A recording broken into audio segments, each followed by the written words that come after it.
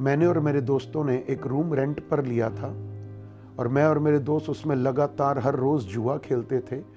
और लाइट चली जाती थी तो हम कैंडल जला के जुआ खेलते थे, और कैंडल ख़त्म हो जाती थी तो मैं न्यूज़पेपर जला करके जुआ खेला करता था।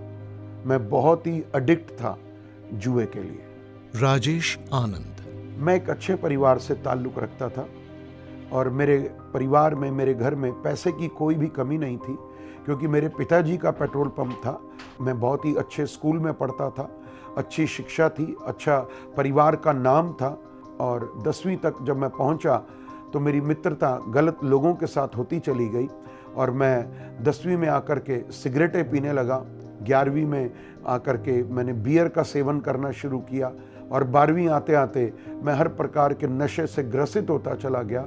इसी दौरान जो है मेरे जीवन में कुछ और लोग जुड़ गए जो मेरे दोस्त बने और वो जुआ खेलते थे, और धीरे धीरे मैं भी उनके साथ जो है उस जुए की संगति में जाने लग गया और मैं रोज़ जुआ खेलने लग गया और मैं बिना जुए के रह ही नहीं पाता था। लोग खाना छोड़ देते थे परंतु मैं जुआ नहीं छोड़ सकता था, और मैंने अपने पूरे लाइफ में 6 करोड़ रुपए का जुआ खेला है। राजेश की इन हरकतों की वजह से उनके परिवार वाले बहुत परेशान और दुखी रहते थे। मैं कई बारी विचार करता था कि मैं ये क्या कर रहा हूँ अपने जीवन के साथ। मेरी समझ मेरा साथ नहीं देती थी, और जबकि मैं जानता था कि मैं गलत कर रहा हूँ तो मैं कोशिश करता था कि मैं इन नशे को, जुए को छोड़ दूँ, और मैं एक दिन 2-4 दिन के लिए उसको छोड़ भी देता था। मैं वापस फिर उसी संगति में आ जाता था क्योंकि मैं इसके बिना रह नहीं पा रहा था। सो इन्हीं सब बातों के चलते चलते मेरी जिंदगी के 12-13 साल चले गए। बात 1999 की है। उनके पेट्रोल पंप के पास उनके एक बहुत अच्छे दोस्त थे।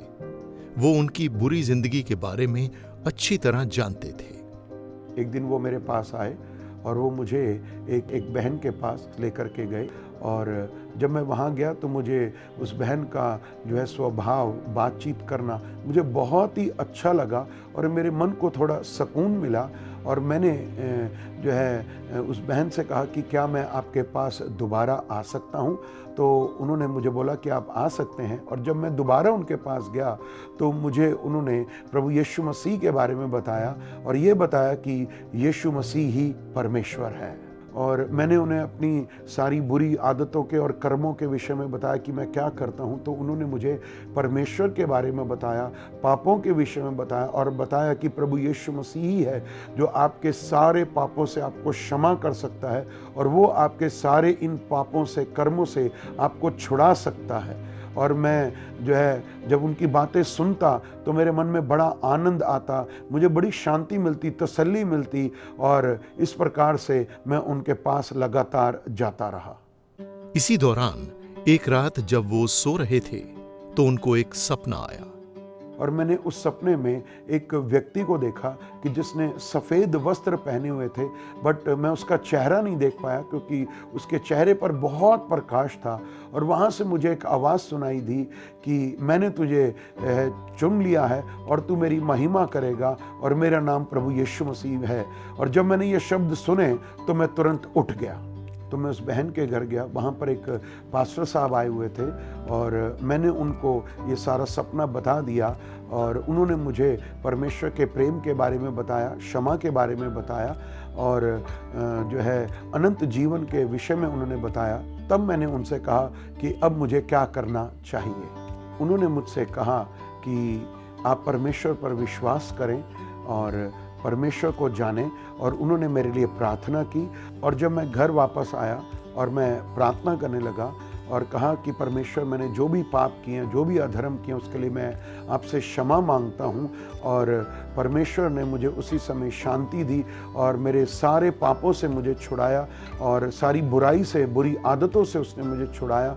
और यहाँ से मेरे लिए एक नई शिक्षा का मार्ग खुला, और मैंने चर्च जाना शुरू किया, मैंने संगति में जाना शुरू किया, और मैंने धीरे धीरे परमेश्वर को जानना शुरू किया, परमेश्वर को खोजना शुरू किया, और इस प्रकार से मेरी नई जिंदगी की शुरुआत हुई। परमेश्वर को और जानने के लिए जैसे जैसे वो बाइबल पढ़ते गए, वो आत्मिकता में और मजबूत होते चले गए। और एक दिन मैं जब बाइबल पढ़ रहा था तो नीति वचन की पुस्तक से परमेश्वर के इस वचन के द्वारा मुझे बड़ी आशीष मिली कि यहोवा के भय मानने से जीवन मिलता है और यहोवा के भय मानने से बुद्धि का आरंभ होता है। और परमेश्वर ने मेरी बुद्धि को नया किया। और जब मैं रोमियो की पत्री को पढ़ रहा था, उसमें 6:23 में लिखा है कि पाप की मजदूरी मृत्यु है और प्रभु यीशु मसीह में अनंत जीवन है। तो मैंने इस बात का निर्णय लिया कि अब मैं जीवन भर प्रभु यीशु मसीह के पीछे चलूंगा, उसके बताए हुए मार्गों पर चलूंगा, क्योंकि ये आज जो मुझे नया जीवन मिला है वो प्रभु यीशु मसीह की दया और अनुग्रह से मिला है। इसके बाद राजेश आनंद पूरी तरह से परमेश्वर की सेवकाई से जुड़ गए और तब मैंने अपने पेट्रोल पंप को और सब चीज़ों को अपने भाई को दे दिया। और आज मैं और मेरा परिवार पिछले 20 साल से सेवा करते हुए आ रहे हैं और परमेश्वर जो है इस बात के द्वारा लोगों के जीवन में बहुत बदलाव लेकर आ रहे हैं।